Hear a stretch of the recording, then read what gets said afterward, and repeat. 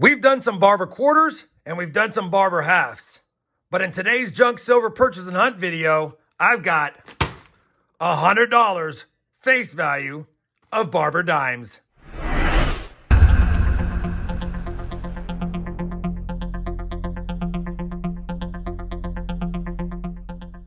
Hey everyone, it's RobFindsTreasure. Welcome back to my channel. We've got a Barber dime hunt in store for you guys today. Now, I said in the intro it's $100 face value. It's actually $100 face value even of Barber stuff. I think we have $88 in Barber dimes, and then we have another Barber bag of halves and quarters that I will do as well in this video. But the main purpose of this video is to go through these Barber dimes. Now, I do want to give you guys a quick backstory on the dimes. My silver dealer bought them recently, just a few hours ago, and then he sent me a picture and asked if I was interested in them, and I said, sure, how long have you had them? And he said he just recently got them in, he hasn't gone through them. But based on the customer he bought them from, he doesn't believe there's going to be anything epic in it. But that's for me to find out. That's for us to search today, see if we get lucky. I will tell you in advance that because there's so many, I'm hoping to upgrade or add to my existing Barber dime book. And of course, I'll give you guys a look at that book after we've gone through them to see if we have any upgrades or additions. On top of that, because we've got a little bag here with about $12 face value in Barber stuff that's not dimes, I'll be pulling that aside and we'll do that last. I think immediately though, I'm going to take that bag out. We'll do a Barber bag dump out and see what these Barber dimes look like spread out on the mat. Let me go ahead and get that set up. We'll get this hunt started, and fingers crossed, we have something cool in this bag. Before I dump the bag out and I pull this out, I will tell you, I did notice we have a Stone Mountain commemorative half dollar in there, and I thought I saw a seated Liberty or two, but we'll get to that bag last here in a second. In the meantime, let's go ahead and dump this bag out. No slow motion dump out. It's way too many dimes. We're just going to dump it out here now.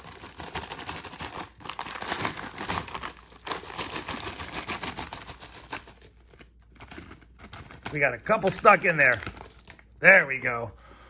Wow, man, that is a lot of Barber dimes. I don't think I've ever seen that many in one spot. I've had some before that were maybe $20 or $30 face, but $88 face value in Barber dimes.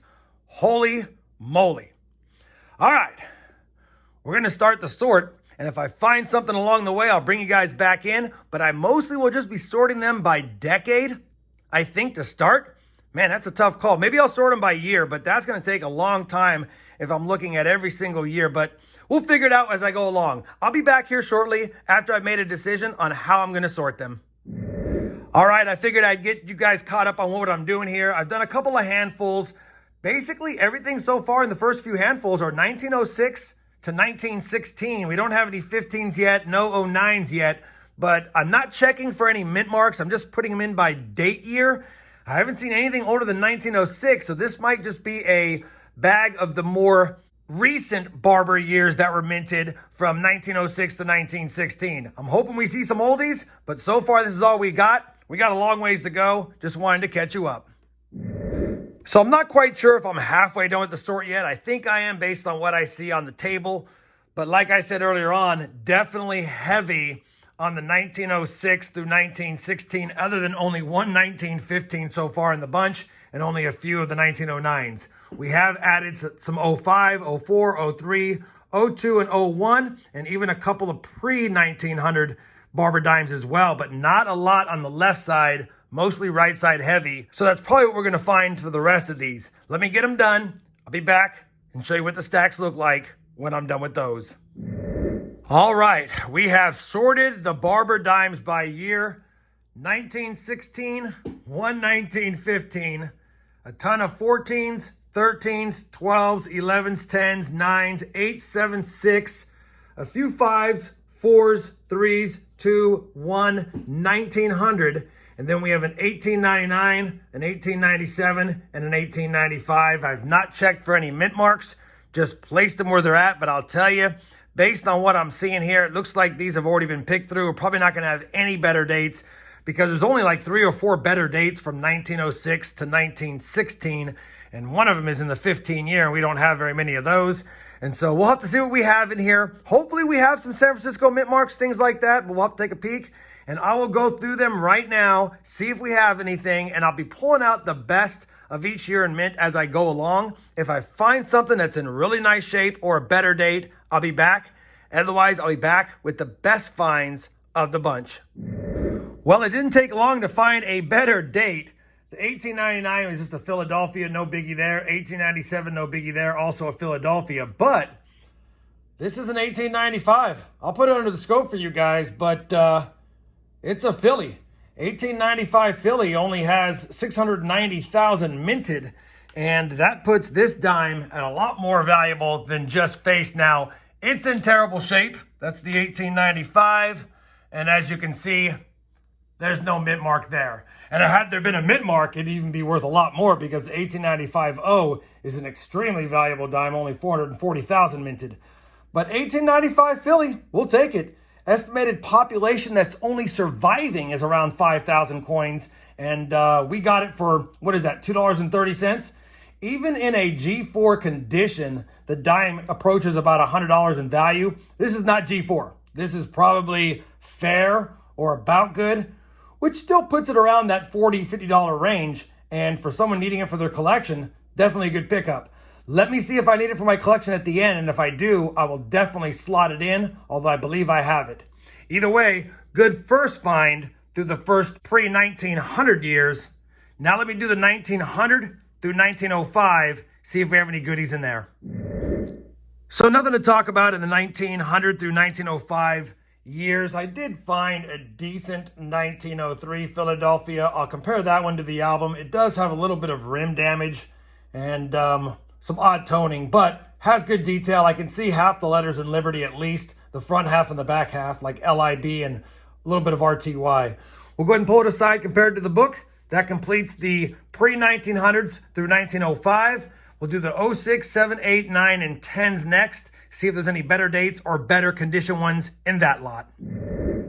So we finished going through the 06 through 10 years, and mostly Philadelphia minted. 06P, 06D, 07 P&D, 08 P&D, 09 all Phillies, and 10 P and D. Now, we did have a couple of coins that I pulled aside that were slightly better dates or better condition. I'll check against the album. We did pull aside a 1907S. It has corrosion, but I don't know if I have a lot of San Francisco minted Barber Dimes, so I'm going to check that one for sure. We also got a decent 08 Denver.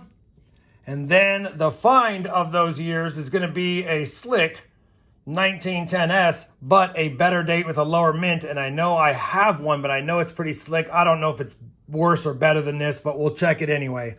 So 3 more candidates to check against the collection out of those 5 years.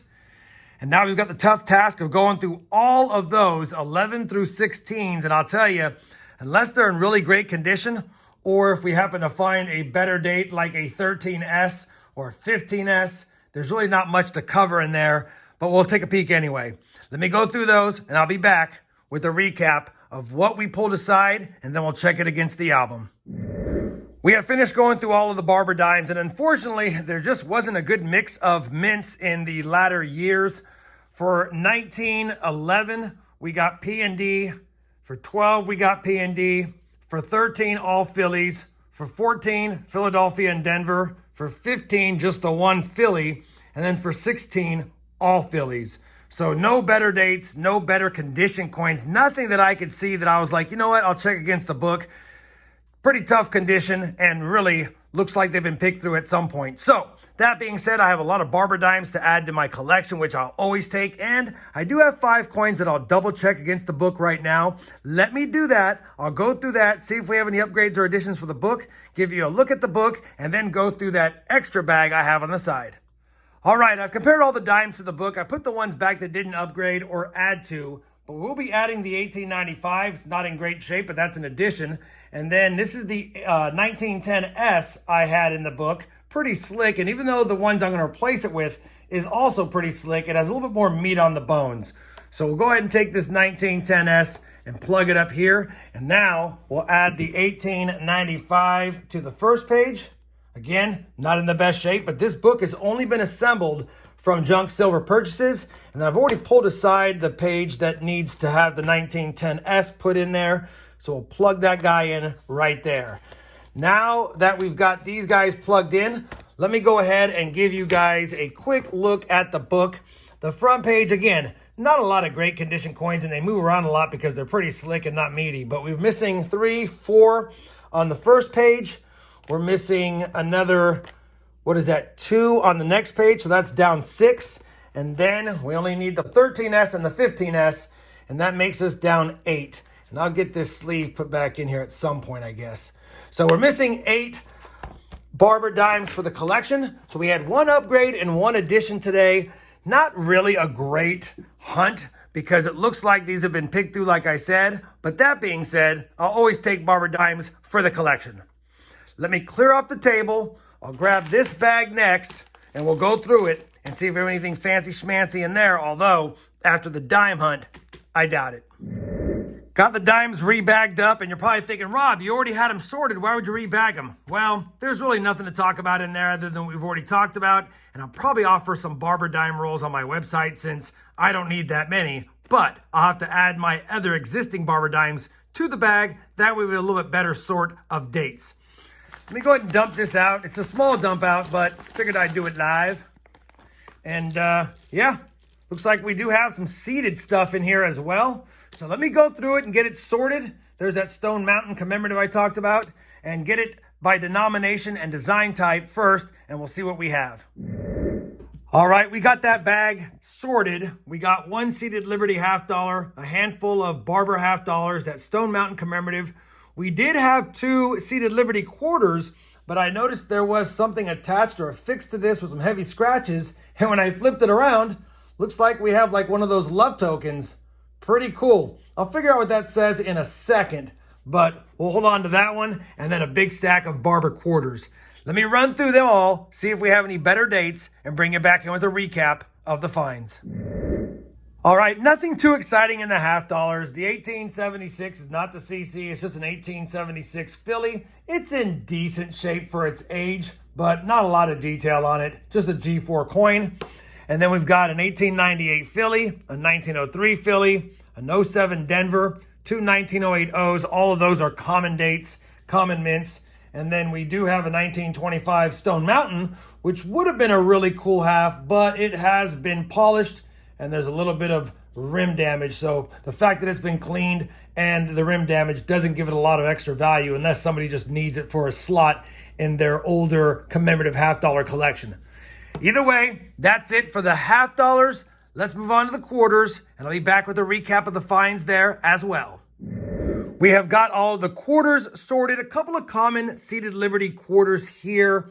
An 1856. I actually didn't have that. I did take a peek at my collection. I didn't have an 1856, and although it's pretty beat up, I'll take it. It's an addition. I already have an 1858 Philly.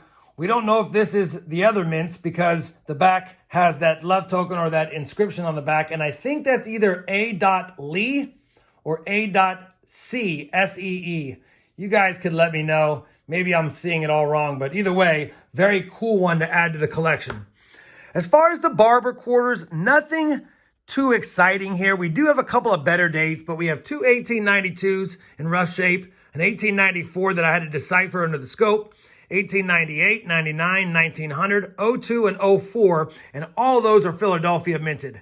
We have an 07 P and D, an 08 PD and S, and the 08S, even though it's pretty beat up, it is a much better date. I'm going to scope that 08, make sure it's not an 03, but it's an 08. 1908, and we'll take a look at that mint mark just to make sure. Definitely an S. So 1908S, lower mintage. I'll check that against the book for sure. 09P, 10P, a better date 10D, but in that condition, it's not a better date. 11 Philly, 14 P&D, 15 P&D, and 16D. Don't think anything will upgrade the book. Maybe we need a 8S, maybe a better 10D, I don't know, but we'll take a look anyway, and I'll be back with some final thoughts on the hunt and a recap of all the finds. We had nothing usable for the Barber Quarters in any of my collections, so no upgrades or additions to bring you guys in on that. But at the end of the day, I had a lot of fun going through all of this old constitutional silver. Hopefully you guys enjoyed it as well. I know it wasn't as productive as they sometimes can be, but you got to roll the dice sometimes. And at worst case is if you got a fair price like I did on the Barber Dimes and the barber stuff, you still added some silver to your stack. Hopefully you guys enjoyed this junk silver purchase and hunt with me today. If you did, I'd appreciate that thumbs up. And as always, everyone, happy hunting and thanks for watching.